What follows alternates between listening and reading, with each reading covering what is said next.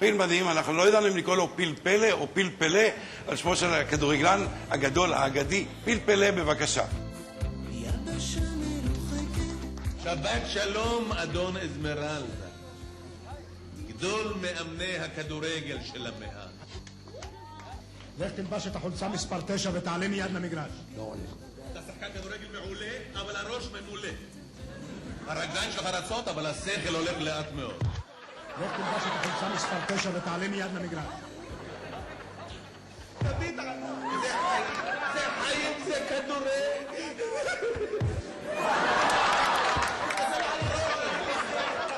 כל נגיחה שלו פגז מפרפר ברשת. תסתכל על הרגל המסיימת. לא, ימני. ימני, תסתכל, כל מסירה סרגל. ואיפה הסיום האישי?